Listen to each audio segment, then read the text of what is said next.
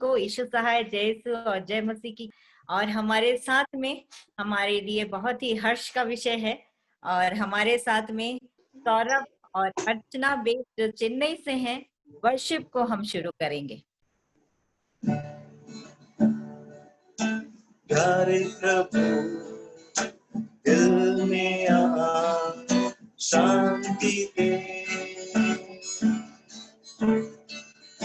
प्यारे प्रभु दिल में आ शांति दे,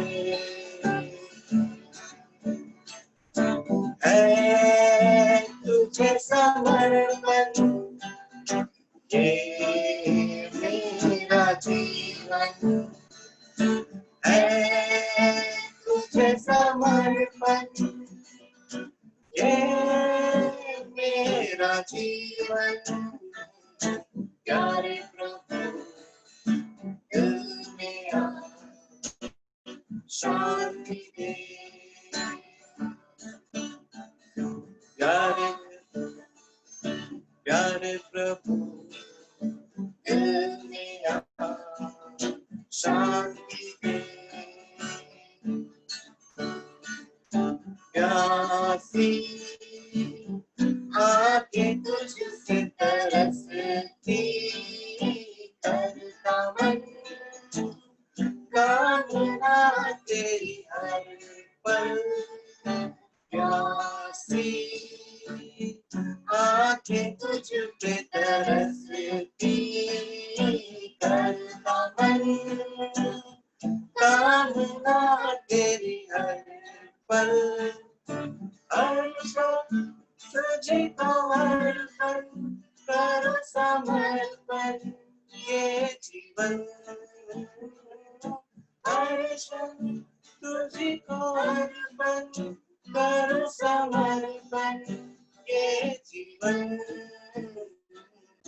प्यारे प्रभु दिल में आ शांति दे, प्यारे प्रभु दिल में आ शांति दे, इस दिन करूं मैं तेरी आराधना हर पल, ओ तेरी कामना, इस दिन करूं मैं तेरी आराधना हर पल, ओ तेरी कामना, धो दे अपने लहू से कोमल मन को मेरे प्रभु, धो दे अपने लहू से कोमल मन को मेरे प्रभु, प्यारे प्रभु दिल में आ शांति दे, प्यारे प्रभु दिल में आ शांति दे,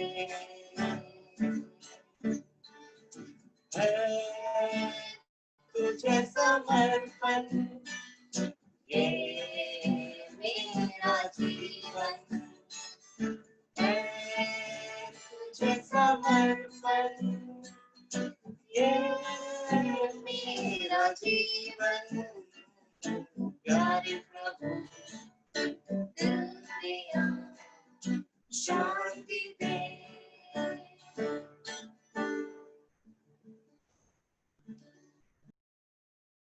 मैं क्षमा चाहूंगा संचालिका से, मैं आ गया हूँ डायरेक्ट। ये बहन है बोल रही है कि मेरा विवाह हुआ और अद्भुत रीति से, रियल में अद्भुत रीति से हुआ। मैं कहना चाहूंगा ये लोग एक दूसरे को प्रेम करते थे और बहुत बड़ा सवाल था कैसे होगा विवाह। लेकिन मैं एक बात कहना चाहता हूं इस मीटिंग के अंदर, परमेश्वर कोई जाति नहीं बनाए। परमेश्वर इस संसार के अंदर में दो जाति बनाया है और वो जाति का नाम है पहला नर दूसरी नारी। हालेलुया। इस मीटिंग में जितने इस वचन को सुनते हैं, इस गवाही को सुनते हैं, मैं ये कहना चाहता, परमेश्वर कोई जाति नहीं बना और हम सब उस पर परमेश्वर के संतान है, बेटा और बेटी है। परमेश्वर दो ही जाति बनाया, पहला नर और दूसरा नारी। ये दोनों रोते थे कैसे होगा विवाह, लेकिन उस परमेश्वर के पास कोई भी असंभव नहीं है, कोई भी असंभव नहीं है। बड़ा अद्भुत तरीके से इनका विवाह हुआ। उस दिन विवाह के लिए दो जन घुटने टेके थे। एक यही जो बहन गवाही दी, इसका पति और एक और भाई था, और दोनों भाई के विवाह में बहुत रुकावट था और दोनों भाई विवाह के लिए मारे मारे फिर रहे थे। किसी का तो एक और भाई था, उसका विवाह के लिए व्यवस्था होता तो लड़की व्यवस्था हो गई, लेकिन आधा दूर जाते जाते कट गए। कारण जो भी है, लेकिन उस दिन दो भाइयों के लिए प्रार्थना किया गया। वरन और एक बहन थी जिसका संतान नहीं था। टोटल 3 लोग थे वहां पर, और तीनों को परमेश्वर पिता अद्भुत सामर्थ के साथ भरा। उस बहन का भी विवाह का बहुत साल हो गया था, संतान नहीं था। उसी दिन परमेश्वर उस बहन का गर्भ को भरा। और जो गवाही दी, ये बहन का पति जो होने वाला उस समय था, वो भी बोला कि नहीं, मैं एक लड़की को प्रेम करता हूं। मैंने कहा होगी प्यार की जीत। और सच्चाई है, परमेश्वर पिता उनकी प्रार्थना को सुना और ममता को मिलाया बिल्सन के साथ और विवाह स्थापित हुआ।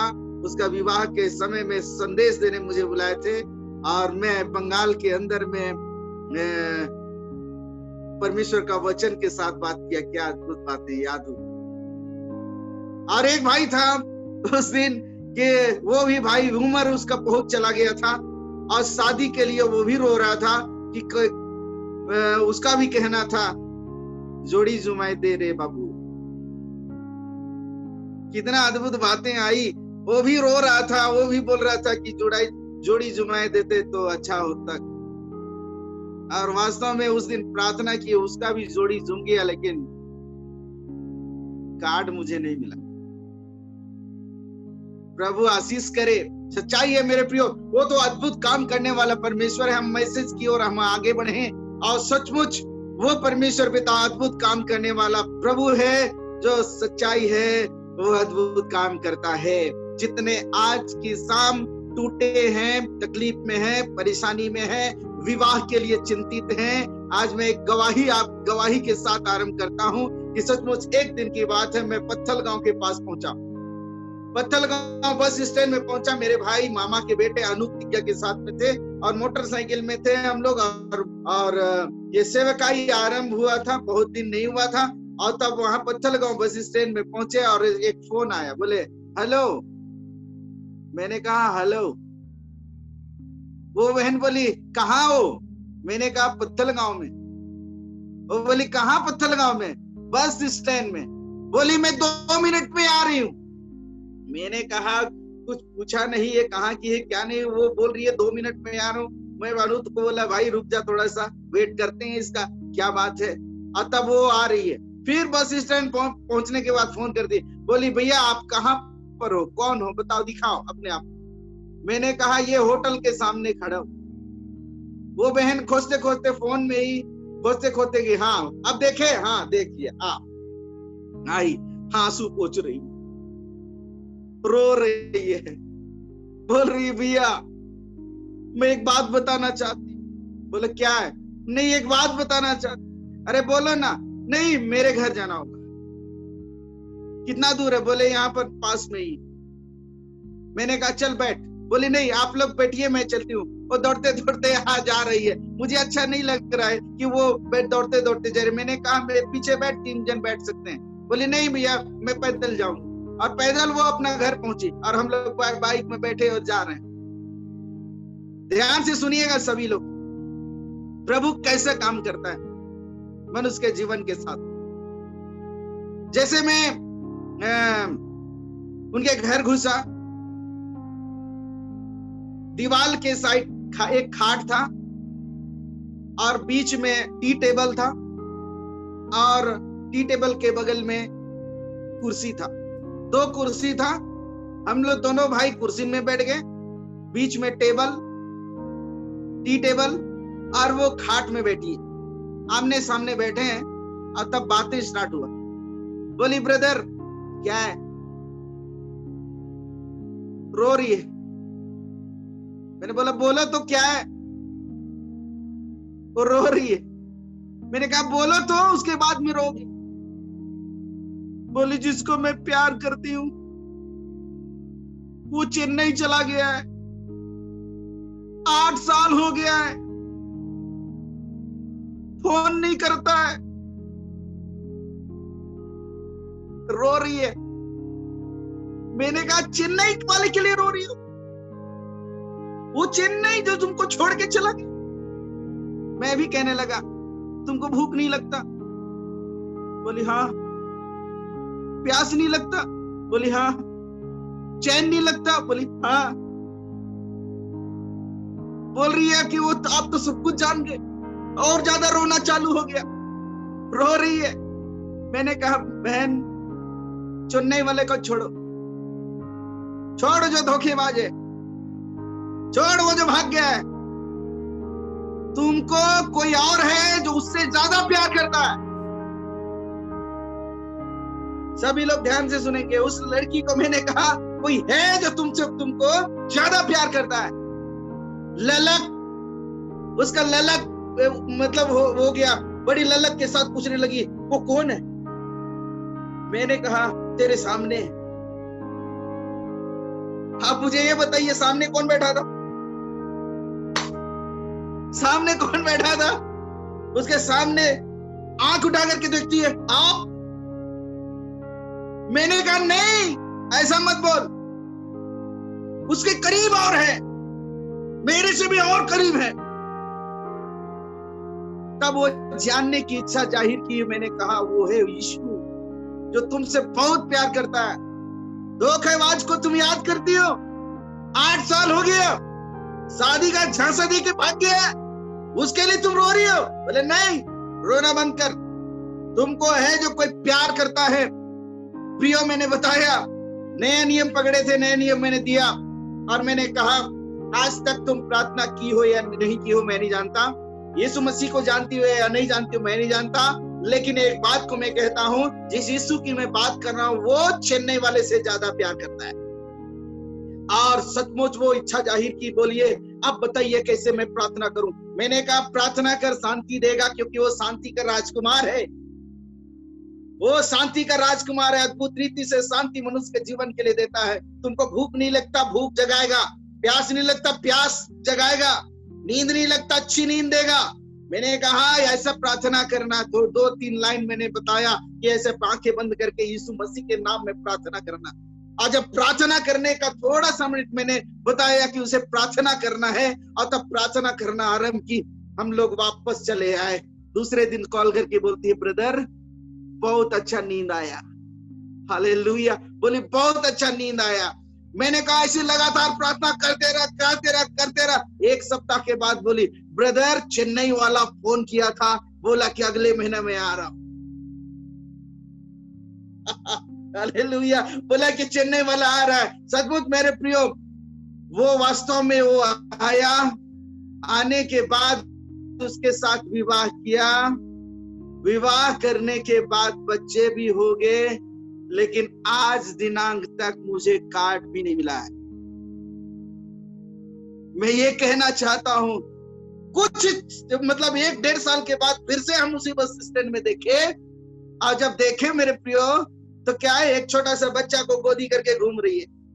मैंने कहा इधर आ। बोले हाँ क्या है, पहचानी? अरे संदीप भैया। मैंने कहा ये क्या है? बोली नहीं आप जो प्रेयर किए उस दिन उससे वो आया, शादी किए, देखो बच्चा हो गया। मुझे मिठाई तक नहीं मिला। प्रभु को महिमा मिले। आज मैं ये कहना चाहता, ये बहन के साथ भी ऐसा ही था, प्रॉब्लम था। लेकिन सच्चाई है मेरे प्रियो, परमेश्वर अद्भुत काम करता है। आज मैं विवाह की बातें लेके नहीं आया आपके पास, लेकिन ये बहन का गवाही जो है, सचमुच इनका विवाह में भी ऐसी रुकावट था, लेकिन रुकावट को परमेश्वर दूर करने वाला पिता है। आइए हम परमेश्वर की वचन की ओर जाएं, और इससे पहले सचमुच अपनी आंखों को बंद कर उस वचन के लिए अपने आप को तैयार कर, उस वचन की सामर्थ के लिए। आज मैं आपके जीवन के लिए सचमुच एक बड़ी संदेश लेके आया। आज क्या आप टूटे हैं, उस परमेश्वर के पास कोई भी असंभव की बातें नहीं है। आइए अपने आंखों को बंद करें, धन्यवाद करते मेरे परमेश्वर। मैं धन्यवाद करता हूँ मेरे परमेश्वर, जिस वचन को, जिस गवाही को हमने सुना मेरे परमेश्वर, तेरी तारीफ के लिए हो। स्वामी आज तेरा बल को बहने दे, तेरी अग्नि में चट्टान में खड़ा कर, तू ब्लेस कर यीशु मसीह के नाम में। आज मैं धन्यवाद करता हूँ उनके पारिवारिक जीवन पर आशीष रहे मेरे पिता। आज सचमुच एक बेटी बना करके उस परिवार के अंदर लाया मेरे परमेश्वर। आज तेरे निकट बड़े डर और भय और बड़े आनंद के साथ रहने वाली हो सके खुदावन, मैं आपका धन्यवाद करता हूँ। इस समय आपके वचन की ओर जाते हमारी सहायता कीजिए मेरे पिता। धन्यवाद करते स्वामी, सारी जलाल महिमा आदर और आपको देते हुए धन्यवाद की प्रार्थना यीशु मसीह के सामर्थ्य नाम में मांगते, सुने और दया करें। सब मिलकर बोले जोर से आमीन। इस समय इस सभा के अंदर में 243 फैमिली जुड़ा हुआ है, 243 फैमिली जुड़ा है। आप सभी का मैं हार्दिक स्वागत करता हूं। और इस समय हम परमेश्वर के जीवित वचन से हम ग्रहण करेंगे, एक अद्भुत चिन्हों को हम परमेश्वर पिता का किए हुए अद्भुत कार्यों का वर्णन हम सुन पाएंगे। प्रियो, एक दिन की बात, हम इस मीटिंग के अंदर में 2 दिन पहले मैं इस बात का प्रचार कर रहा था कि एक व्यक्ति जिसका नाम एलिया, अब परमेश्वर का वो भक्त था, जब स्वर्ग की ओर उठा लिया गया तो उसका सेवक एलीसा उस चादर को उठा लिया। और ये एलीसा वह व्यक्ति है जो एलिया का हाथ को धोता था, एलिया का पैर को धोता था, एलिया का सेवा करता था और एलिया के साथ रहकर अद्भुत कामों को वह देखता था।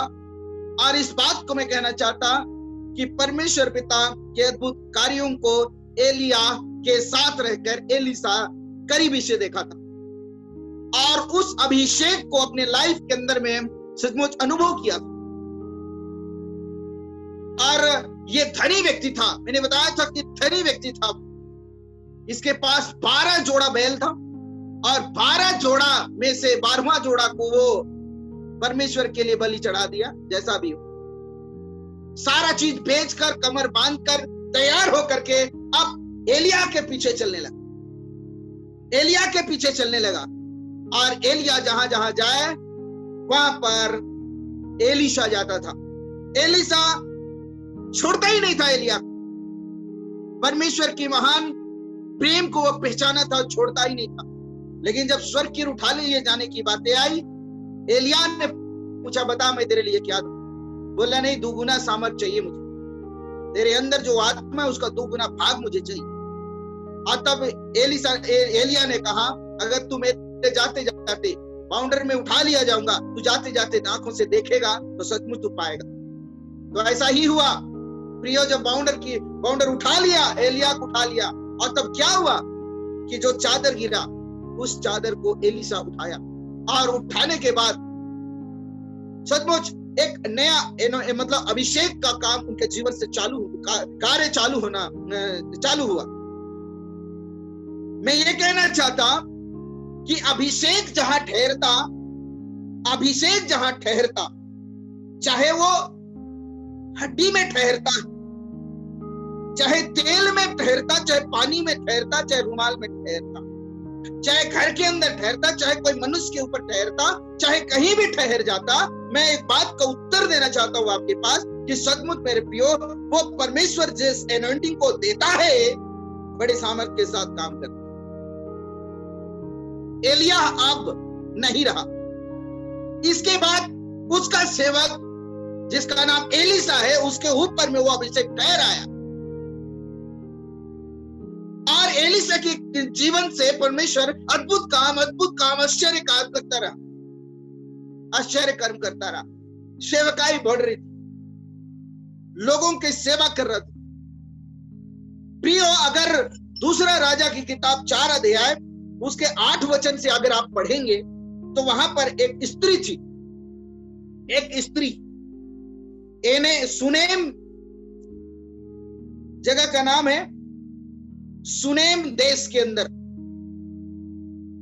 एक जगह का नाम है सुनेम, और उस क्षेत्र के अंदर में एलिसा गया, और उस क्षेत्र के अंदर में एक स्त्री रहती थी जो बड़ी धनी थी। लिखा है एलिसा और सुनेम वासी धनी स्त्री, और वो स्त्री बहुत धनी थी, सुनेम वासी स्त्री धनी थी। और धनी होने के कारण आप समझ सकते हैं कि एक धनी स्त्री जब थी तो क्या क्या था होगा उसके पास। एक धनी लोगों के पास सचमुच, बहुतों के पास जब धन हुआ करता है ना, तो अपने आप में घमंड करते हैं कि मेरे पास धन है।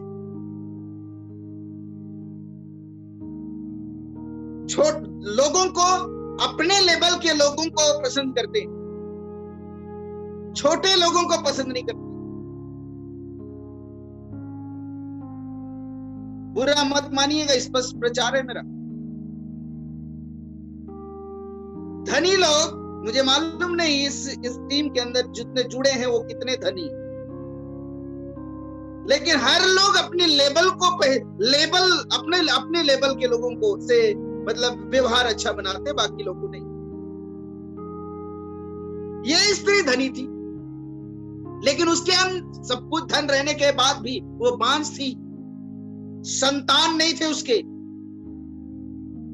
क्या क्या नहीं कराया होगा वो,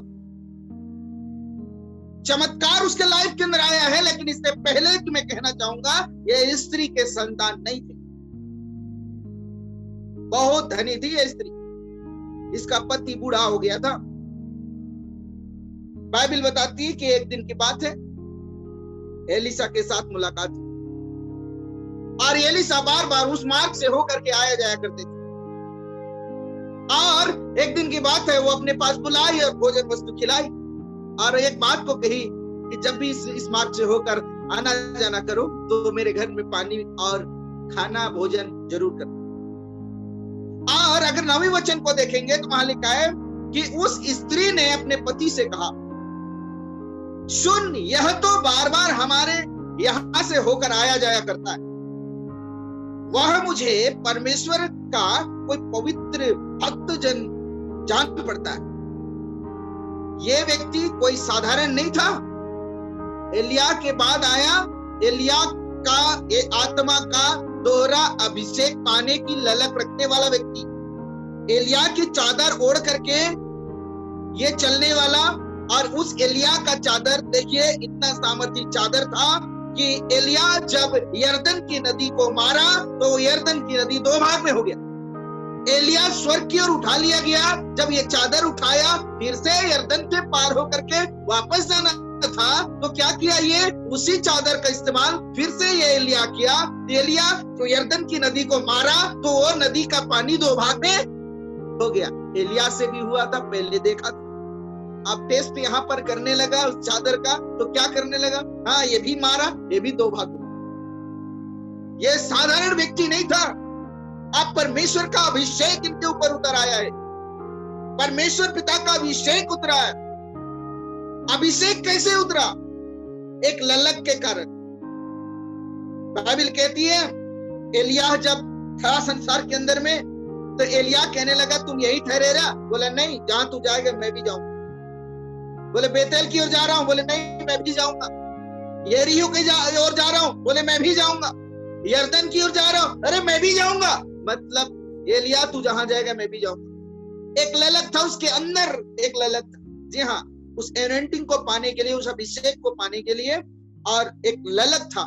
लेकिन जब अभिषेक उतर आया, अभिषेक प्राप्त किया, सचमुच मेरे प्रियो, अब ये सेवकाई आरंभ किया है। घूम घूम करके सेवा करना इनका काम हो गया था। अब जब घूम घूम के प्रचार कर रहा है, सेवा कर रहा है, लोगों के लिए प्रार्थना कर रहा है, आशीष दे रहा है, तो ये स्त्री देखी कि बोली, ये तो इसका पति बोला ये तो धर्मी व्यक्ति लगता है, परमेश्वर का जन प्रतीत होता है, और ये परमेश्वर का जन प्रतीत होता है। प्रियो, यह वचन के अंदर में ऐसा लिखा है कि उस व्यक्ति को, एलिसा को, जी हाँ, प्रभु का दास, ये प्रोफेट था, ये भविष्यवक्ता था, ये भविष्यवक्ता था, और तब अपने पास बुलाया बड़े सम्मान के साथ, बड़ी इज्जत के साथ, और तब खाना खिलाया और एक अलग कोठरी इसको रहने के लिए दिया, खटिया लगा दिया, मेज बिछा दिया। मुझे कहने दीजिए, वचन के अंदर में लिखा है कि अलग जगह, एक अलग शेप जगह में इसके लिए डेरा दिया कि जब भी एलिसा आए और उस रूम में रहे। इस रूम का, इस खटिया का उपयोग नहीं करते थे, लेकिन ये एलिशा के लिए, जो परमेश्वर का जन था, इसके लिए अलग प्रबंध यह परिवार किया था। इस वचन को जब हम देखेंगे तो ऐसा लगता है इस वचन के अंदर में जरूर धनी थे, लेकिन परमेश्वर की डर और भय में जीने वाला परिवार था। हालेलुया। परमेश्वर के डर और भय में जीने वाला फैमिली था। इस स्त्री की बातें मैं करूं तो सचमुच यह स्त्री परमेश्वर के डर और भय में जीने वाली स्त्री थी, और परमेश्वर के दासों का सम्मान करने वाली स्त्री थी, परमेश्वर के भक्त का इज्जत करने वाली स्त्री थी, परमेश्वर के भविष्यवक्ता का, जी हाँ, भविष्यवक्ता का, एलिसा का सम्मान किया। ये सचमुच उनका सम्मान किया और उनका आदर किया, और इस एलिसा के लिए अलग स्थान रखा अपने घर के अंदर।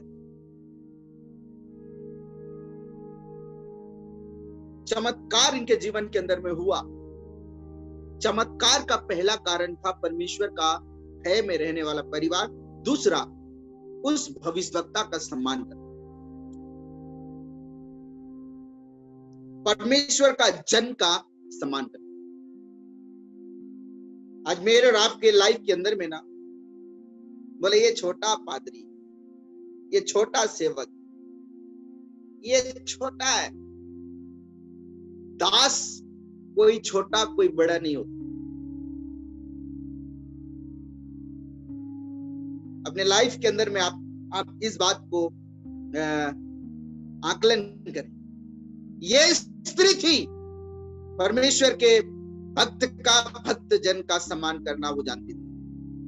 और आगे लिखा है कि ऐसे ही बहुत दिन तक आना जाना रहना खाना पीना हो रहा था, और एलिसा वहां रह रहा था। एलिसा सेवक एलिसा बना, वैसा ही एलिसा का भी एक सेवक था जिसका नाम गेहजी था।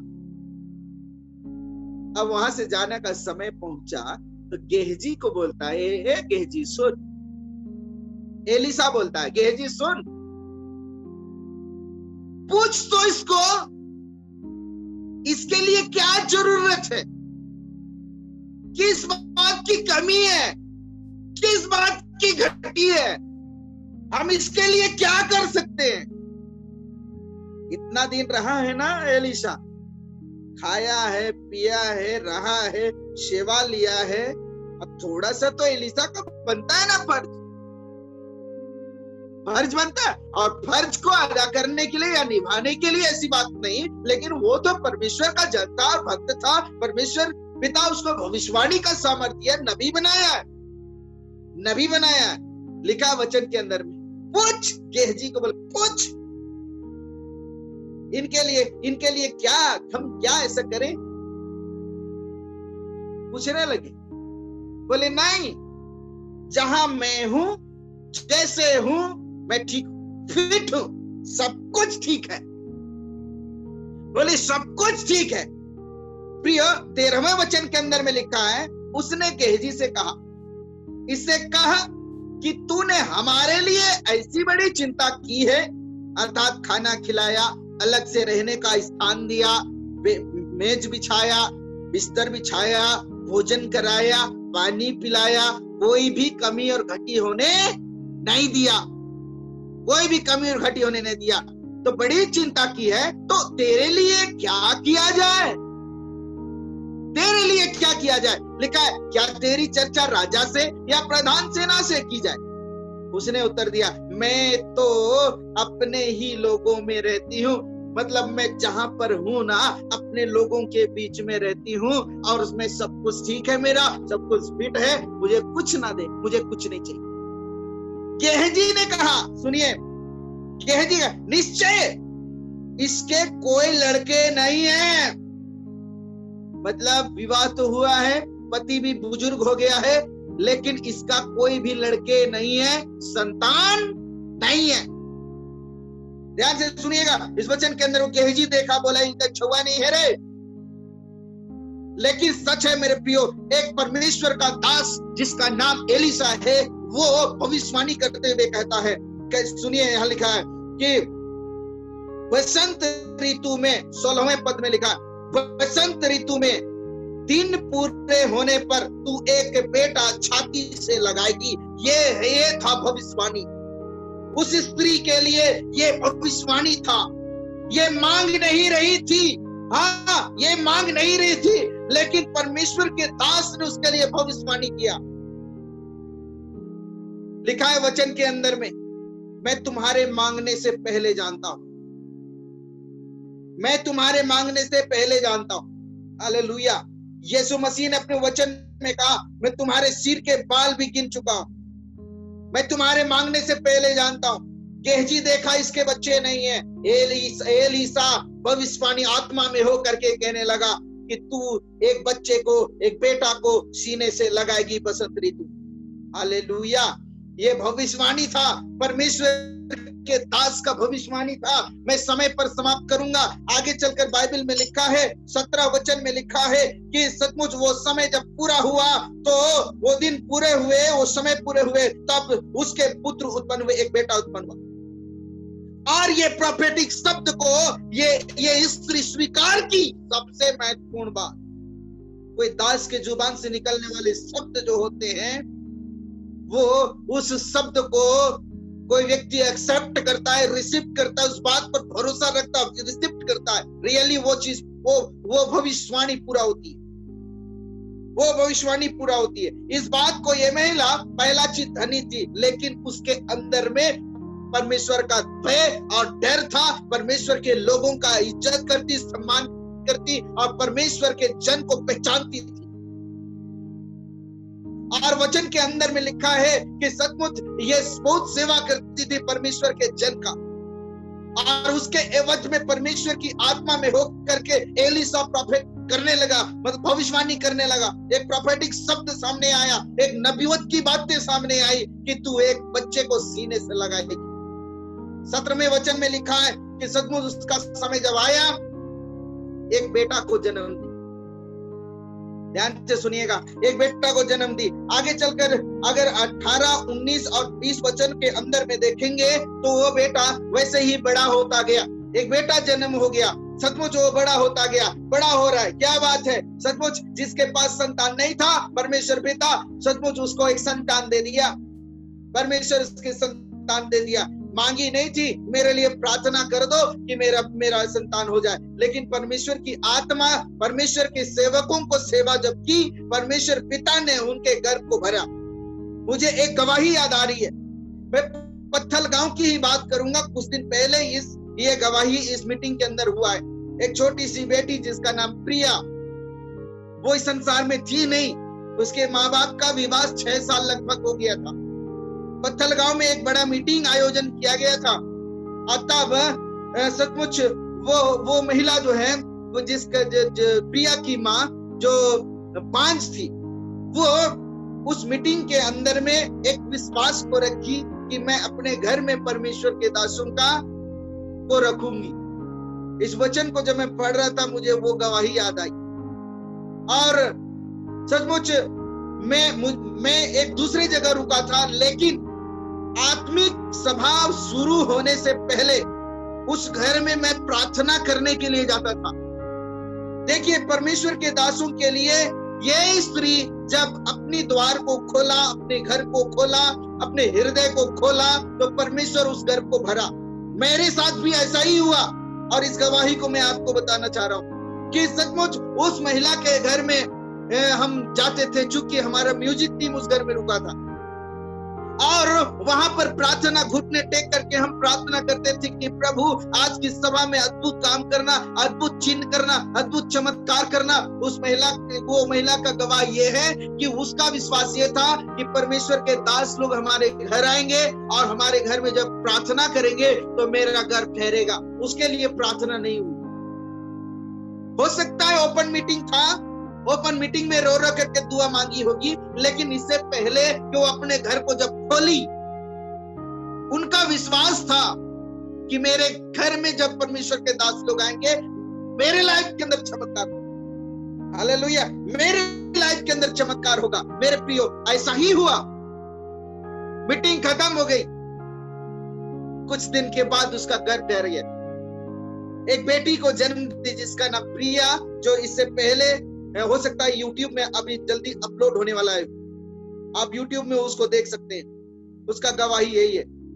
प्रियो, जब सचमुच हम परमेश्वर के जन का सम्मान करते हैं, परमेश्वर के लोगों का सम्मान करते हैं, परमेश्वर के भक्त का अवरण यहाँ पर लिखा है कि प्रोफेटिक शब्दों का एक्सेप्ट हम करते हैं तो उनके जीवन के अंदर में चमत्कार आती है, रियली चमत्कार आती है। लिखा है उसका बेटा मर गया, जन्म तो हुआ लेकिन जब बढ़ रहा था अपने पिताजी के साथ खेतों में काम कर रहा था और अचानक, अगर आप पढ़ेंगे 19 वचन, सिर, मेरा सिर, मेरा सिर, ऐसा लिखा हुआ। उसका बेटा जो जिसका जन्म हुआ था ना, उसका सिर जहां तक दर्द करने लगा या फटने लगा या तकलीफ या चक्कर आने लगा या जैसा भी हो, लेकिन एक तकलीफ में पड़ा और उसका पिताजी बोला जा अपने घर माँ के पास पहुंचा दे।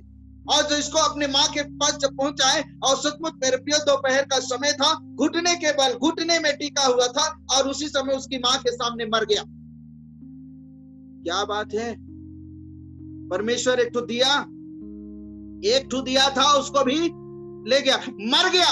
लेकिन उसकी माँ क्या करे, इसको उठा करके जिस प्रोफेट, जो प्रोफेट, मुझे कहने दीजिए एलिसा, जो बेड बिस्तर जो एलिसा के लिए बनाया गया था, वो एलिसा के बिस्तर में ये मरा हुआ लड़का को लिटा दी।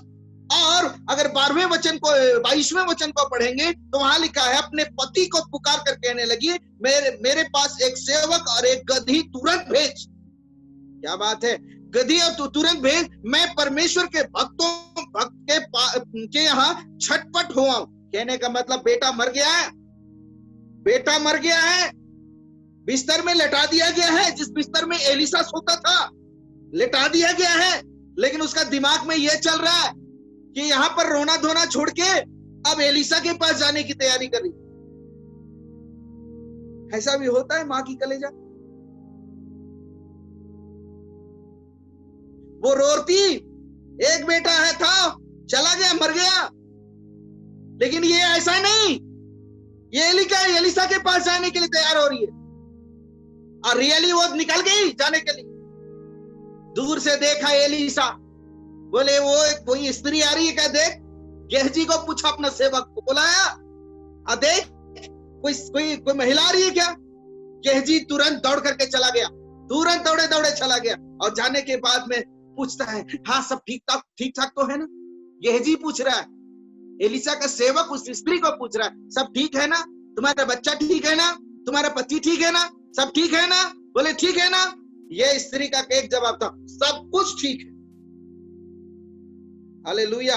कोई माँ बोल सकती है ऐसा, अपना बेटा मर गया, अपना बेटा मर गया और तब आप किसी के कहीं परमेश्वर के दासों का या परमेश्वर के खोज में लगे कि रोना धोना चालू किए, कपार सिर फोड़ दिए, परमेश्वर को भूल गए, परमेश्वर को कोस रहे हैं। परमेश्वर तू दिया था ले लिया, तेरा कितना ही औकात था। बुढ़ापे में मेरा बांझ गर्भ को भरा, इतना ही औकात था तेरा। कई बार ऐसा कोसते लोग, कई लोग कहते हैं मेरा परमेश्वर है नहीं, कई लोग कहते हैं ऐसा। हो सकता है आप में से याद आ रहा होगा, कई बार परमेश्वर को आप कोसे होंगे। परीक्षा लिखा है, परीक्षा में फेल हो गए और तब कहने लगे हाँ मेरा परमेश्वर है नहीं। नौकरी में थोड़ा व्यवधान आया और तब कहने लगे हाँ मेरा बचाने वाला परमेश्वर है नहीं, तो क्यों दे आसमान। सुनिए, एक बेटा मरा हुआ है, बिस्तर में लेटा हुआ है, मां जा रही है परमेश्वर के भक्त के पास, अर्थात परमेश्वर के पास जा रही, दौड़ करके कहने लगी। एलिसा का सेवक गेहजी पूछा, बोला सब ठीक तो है बहन? बोला सब कुछ ठीक है। जैसे ही एलिसा के पास पहुंची वैसे पांव को पकड़, और इस बात को एलिसा जान गया कि ये कैसी है, ये तकलीफ में है।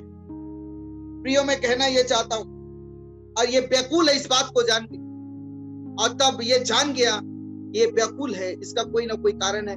फिर कहानी सुनाई, लेकिन परमेश्वर पिता ने एलिसा को भी नहीं बताया कि उसका बेटा मर गया। और तब एक उपाय रचे, ध्यान से सुनिएगा, एक उपाय रचे। क्या रचे? बोले गेहजी इधर आ। गेहजी, एक बार फिर से बोलूंगा, एलिसा का सेवक था, गेहजी को बुलाया। कब? बोला हाँ हाजिर। सुन ये डंडा ले। किसका डंडा है ये? एलिसा का डंडा, ठीक है, ये एलिसा का डंडा। ये डंडा को ले और जा तुरंत इसके घर जा, इसका बेटा मर गया है और बिस्तर में लेटा हुआ है, लेटाया गया है, और उसके मुंह पर ये डंडा को रखना, वो जीवित हो जाएगा। क्या बात है! तुरंत बड़ा मजा आ गया। चुक्की गेहजी लालची था, अभिषेक तो सच्चाई है, मिलना गेहजी को था, लेकिन ये छल कपट के कारण ये पा नहीं पाया। अब एक बार फिर से मौका लगा है अद्भुत काम दिखाने के लिए। एक बात को कहा था एलिसा, जितने रास्ते मिलेंगे किसी से बात मत करना, हाल पूछेंगे तो जवाब मत देना, तुम पूछना भी मत, बातचीत मत करना, सीधे चले जाना और उस बच्चे के मुंह के पास में डंडा को रखना, वो जीवित हो जाए। आदेश था किसका? एलिसा का। एलिसा भविष्यवक्ता है, एलिसा नबी है, परमेश्वर का जन है। अब आज्ञा दिया है, जा गेहजी एक डंडा को लेकर के तो चला, और चला गया वो डंडा लेकर के। लेकिन मुझे मालूम हो, ऐसा लगता है मेरे प्रियो, जाने के बाद में ना बाइबल में लिखा है कि वो जी नहीं उठा। एलिसा जैसे बोला था गेहजी को वैसा ही किया, लेकिन उसका श्वास वापस, जोर से बोलने, श्वास वापस नहीं आया। दिमाग खराब हो गया गेहजी का। कैसा बात है? एक शर्त था, कोई भी अद्भुत काम होने से पहले एक शर्त रखा जाता। सारे आश्चर्य कर्म के सामने या पीछे मैं बोलूंगा कि एक विशेष शर्त रहती है, एक आज्ञाएं रहती है, एक आज्ञाएं रहती है।